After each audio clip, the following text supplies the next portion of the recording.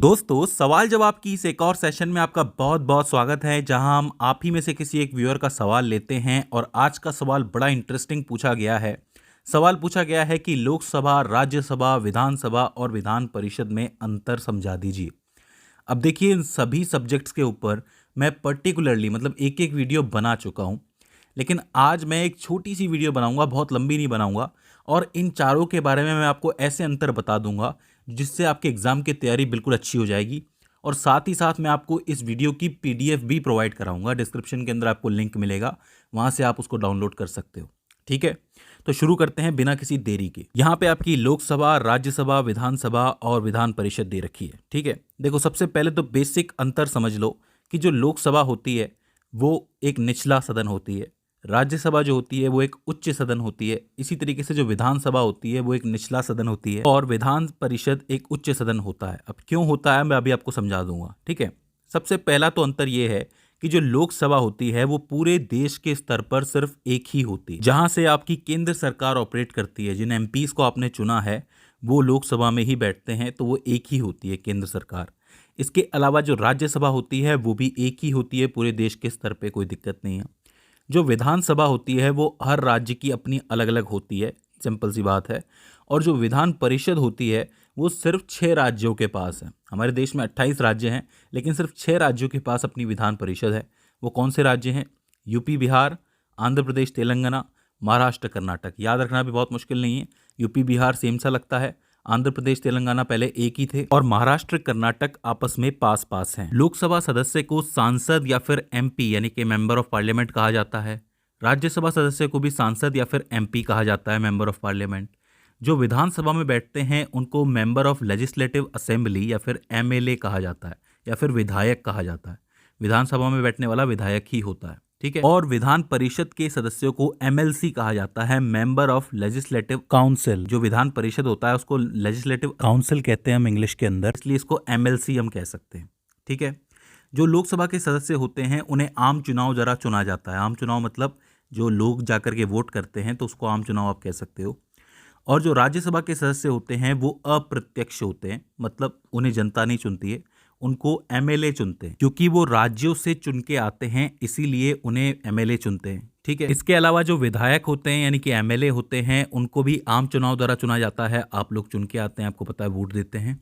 और जो विधान परिषद होता है उसका चुनाव अप्रत्यक्ष होता है, यानी कि उसे भी जनता नहीं चुनती है। अब आप एक चीज देखेंगे कि राज्यसभा और विधान परिषद मिलते जुलते हैं, क्योंकि दोनों ही उच्च सदन है, और लोकसभा और विधानसभा आपस में निम्न सदन है, इसीलिए एक जैसे लगते हैं। तो ज़्यादा कन्फ्यूजन भी नहीं होगा आपको। अब देखो, लोकसभा में जो मेंबर चुन के आते हैं, मतलब जो चुनाव लड़के आते हैं, वो लोकसभा क्षेत्र से चुनाव लड़ते हैं। मतलब हर एक सदस्य का अपना एक लोकसभा क्षेत्र होता है, वहाँ से वो चुनाव लड़ता है। और चूंकि उसे वहाँ के लोग चुन रहे हैं, इसलिए ऑल ओवर पूरी लोकसभा को हाउस ऑफ पीपल कहा जाता है, मतलब लोगों का सदन, आम लोगों का सदन। क्योंकि आम लोगों ने किसी को चुना है और वो लोकसभा में जाके बैठा है, तो वो आम लोगों का प्रतिनिधित्व कर रहा है, तो इसीलिए इसे हाउस ऑफ पीपल कहेंगे। वहीं जो राज्यसभा के सदस्य हैं उनको एमएलए चुनते हैं, और डायरेक्ट नहीं चुनती जनता, इसीलिए इसको इनडायरेक्ट इलेक्शन भी कहा जाता है, यानी कि अप्रत्यक्ष चुनाव। और इस पूरे सदन को अपर हाउस कहा जाता है। अच्छा, एक चीज़ आपको याद रखनी है कि यहाँ पे सिर्फ चुन के नहीं आते हैं मेंबर, मतलब चुनाव लड़के नहीं आते हैं। यहाँ पे कुछ एक मेंबर जो होते हैं वो नामांकित भी होते हैं, जिन्हें डायरेक्टली राष्ट्रपति चुनता है। कुछ एक ऐसी फील्ड्स होती हैं, कुछ एक ऐसे क्षेत्र होते हैं, जैसे कि कला हो गया, विज्ञान हो गया, उसके कुछ एक मेंबर्स होते हैं जो बहुत अच्छा काम करते हैं, तो राष्ट्रपति उन्हें चुनता है, नामांकित करता है और राज्यसभा के अंदर बैठा देता है। ठीक है, जो विधानसभा क्षेत्र होते हैं वहाँ की जनता विधायकों को चुनती है। जैसे लोकसभा क्षेत्र होते हैं वैसे विधानसभा क्षेत्र भी होते हैं। जो विधान परिषद होती है उसके सदस्यों को कौन चुनता है? विधायक चुनते हैं, निर्वाचिका चुनती है, शिक्षक चुनते हैं, स्नातक चुनते हैं और राज्यपाल चुनते हैं। देखो, इसको मैं समझाता हूँ आपको। 1/3 जो सदस्य होते हैं विधान परिषद के, उन्हें विधायक चुनते हैं। 1/3 जो होते हैं उन्हें नगर निगम, नगर पालिका और पंचायत इत्यादि चुनते हैं। 1/12 जो होते हैं उन्हें शिक्षक चुनते हैं। 1/12 जो होते हैं उन्हें रजिस्टर्ड ग्रेजुएट्स यानी कि जो स्नातक होते हैं वो चुनते हैं। और 1/6 जो होते हैं उन्हें राज्यपाल चुनता है, नामांकित करता है। तो ये सारे मिलके विधान परिषद के सदस्य चुनते हैं। अब जब चुनाव की बात हो गई है तो सीटों की भी बात कर लेते हैं। लोकसभा में कुल सीटें 352 है, लेकिन वर्तमान में है, आपको पता होगा, तो है लोकसभा की। राज्यसभा की कुल सीटें 250 हैं, जिसमें से 12 जो हैं वो राष्ट्रपति द्वारा नामांकित हैं। जैसा कि मैंने आपको बता ही दिया है कि राष्ट्रपति उन्हें नामांकित करके बिठाता है। बात करें विधानसभा की सीटों की, तो देखो विधानसभा की सीटें जो होती हैं वो उस राज्य में कितनी तहसील हैं, कितने विधानसभा क्षेत्र हैं, उनकी संख्या क्या है, इस पर डिपेंड करता है।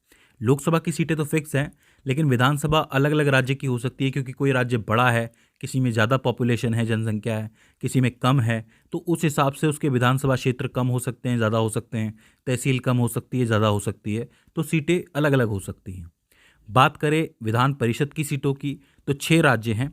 6 राज्यों में से यूपी में सबसे ज़्यादा हैं 100, फिर महाराष्ट्र में 78, बिहार और कर्नाटक में 75 है, आंध्र प्रदेश में 58 और तेलंगाना में 40। अब एक चीज़ आपको यहाँ पे याद रखनी है कि जो विधान परिषद होता है उसकी जो टोटल सीटें होती हैं वो उस राज्य के विधानसभा की सीटों की 1/3 हो सकती है। मतलब जैसे कोई राज्य है उसकी विधानसभा सीटें 150 हैं, तो 150 का 1/3 कितना हो गया, 50 हो गया। तो मतलब अगर वहाँ पे विधान परिषद बनेगी तो उसमें 50 मेंबर होंगे। दूसरी बात यह है कि किसी भी विधान परिषद में 40 से कम सदस्य नहीं हो सकते। अच्छा, बहुत कम ऐसे राज्य भी होते हैं जो जनसंख्या के लिहाज से बहुत छोटे होते हैं, क्षेत्रफल के लिहाज से छोटे होते हैं, लेकिन वहाँ पे भी विधान परिषद की ज़रूरत होती है, तो वहाँ के मेंबर 40 से कम हो सकते हैं। बहुत कम ऐसे अपवाद निकलते हैं, हालांकि 40 से ऊपर ही होने चाहिए मेंबर। बात करते हैं कार्यकाल की, तो देखो लोकसभा सदस्यों का जो कार्यकाल है वो राष्ट्रपति के प्रसाद पर्यंत होता है। मतलब वैसे तो 5 साल का कार्यकाल होता है किसी भी सरकार का, लेकिन अगर अविश्वास पैदा हो जाए तो राष्ट्रपति कभी भी उसको भंग कर सकते हैं। ठीक है, तो कोई ज़रूरी नहीं है कि 5 साल ही सरकार चले, इसीलिए इसको अस्थायी सदन भी कहा जाता है, क्योंकि ये भंग किया जा सकता है और ये हर 5 साल में भंग तो होता ही है। ठीक है, जो राज्यसभा होती है उसके जो सदस्य होते हैं उनका कार्यकाल 6 वर्ष का होता है और ये एक स्थायी सदन होता है। मतलब इसको कभी भी भंग नहीं किया जाता है, क्योंकि होता ये है कि हर 2 साल के अंदर इसके 1/3 मेंबर ऐसे होते हैं जो रिटायर हो जाते हैं और नए वाले आ जाते हैं, तो इसको कभी भंग करने की ज़रूरत नहीं पड़ती है। जो आपका विधानसभा होती है इसका कार्यकाल भी राष्ट्रपति के प्रसाद पर्यंत होता है। जब तक सरकार चल रही है, अगर राष्ट्रपति को लगा कि अविश्वास आ रहा है तो वो उसे भंग कर सकता है। नॉर्मली इनका कार्यकाल भी 5 साल का होता है, लेकिन कोई ज़रूरी नहीं है। इसी तरीके से विधान परिषद का जो कार्यकाल है वो 6 वर्ष का होता है और ये भी एक स्थायी सदन होता है राज्यसभा की तरह। बात करें न्यूनतम आयु की कि कब आप लोकसभा में जा सकते हो, तो 25 वर्ष है और भारतीय नागरिकता ज़रूरी होती है। जो न्यूनतम आयु राज्यसभा की है वो 30 वर्ष है, विधानसभा की 25 वर्ष है और जो आपका विधान परिषद है उसकी 30 वर्ष है।